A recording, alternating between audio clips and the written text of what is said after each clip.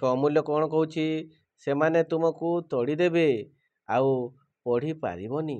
ବିର୍ସା କହିଲା, ଏମିତି ପଢ଼ିବା ଠାରୁ ନ ପଢ଼ିବା ଭଲ ଭାଇ ବୋଲି ବିର୍ସା ଅମୂଲ୍ୟକୁ କହୁଛି।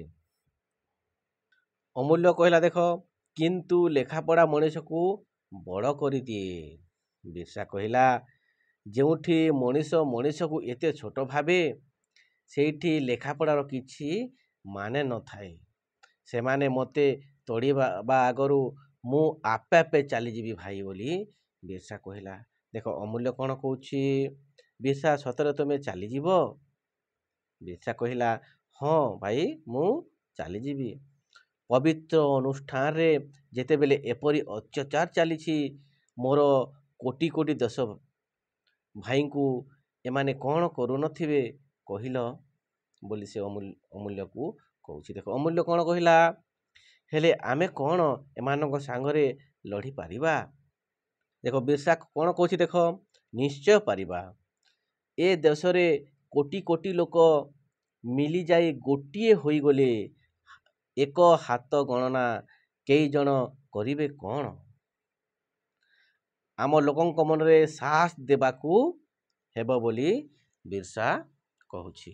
ଦେଖ ଅମୂଲ୍ୟ କ'ଣ କହିଲା, ତମେ ପାରିବ ବୋଲି ସେ ବିର୍ସାକୁ ଅମୂଲ୍ୟ କହୁଛି।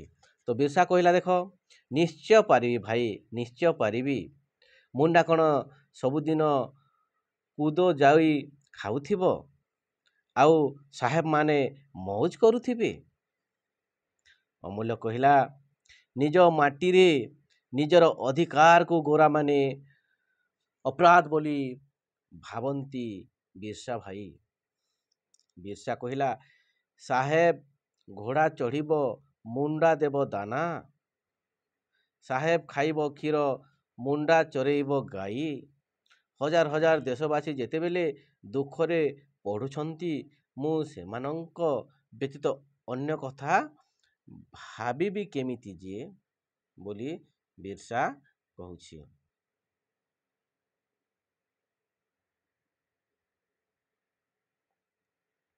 ଦେଖ ଅମୂଲ୍ୟ କ'ଣ କହିଲା, ତମର ରକତ ଭିତରେ ବନ୍ଧୁକର ବଡ଼ ଢୋଟାଏ ପରି ଜମା ହେଉଛି ଏକ ବଡ଼ ପ୍ରତିବାଦ।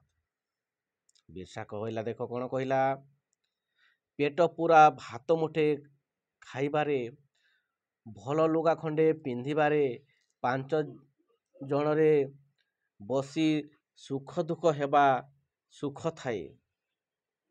ଦେଶବାସୀ ସେ ସୁଖ ପାଇପାରୁନାହାନ୍ତି। ମା ମାଟି ଆଉ ଆମ ଭିତରେ ଆଜି ଅନେକ ଦୂରତା।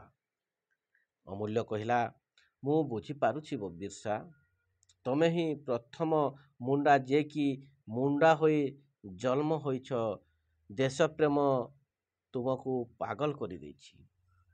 ବିର୍ସା କହିଲା, ଗୋରାମାନଙ୍କ ବାହାରଟା ପରି ଭିତରଟା ସେମିତି ସଫା ହୋଇ ଥାନ୍ତା କି?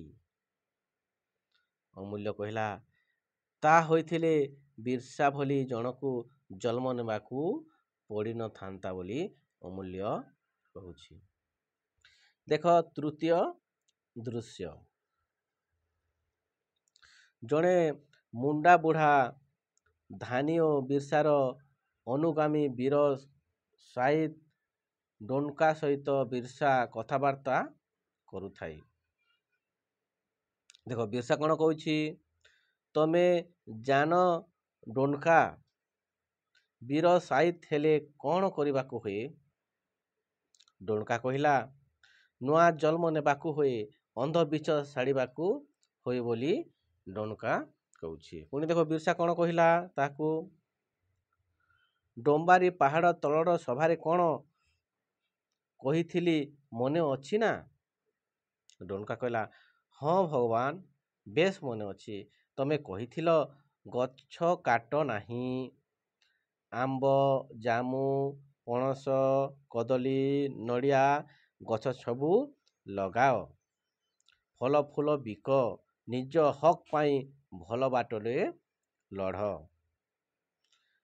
ପୁଣି ଦେଖ ବିର୍ସା କହିଲା, ହଁ ଏସବୁ ଶାନ୍ତିର ବାଟ, ଭଲ ବାଟ। ଆମେ ଠିକ୍ ବାଟରେ ଯିବା ବୋଲି ବିର୍ସା କହୁଛି। ଦେଖ ଡନକା କ'ଣ କହିଲା? ଗୋରାମାନେ ଯଦି ଅବାଟରେ ଯାଆନ୍ତି, ଦେଖ ବିର୍ସା ପୁଣି କହିଲା ଆମର ତୀର ତଲୱାର କଥା କହିବ। ମନେ ରଖ ଡନକା, ଆମର ବୀର ସାଇତ ମାନେ ଧୋତି ପିନ୍ଧିବେ, କପାଳରେ ଚନ୍ଦନ ଚିତା ଦେବେ, ପଇତା ପକାଇବେ। ଆମର ଫୌଜ 3 ଭାଗ ହେବ। ନା ବାଲକ ପିଲାଏ ହେବେ ନାନକ,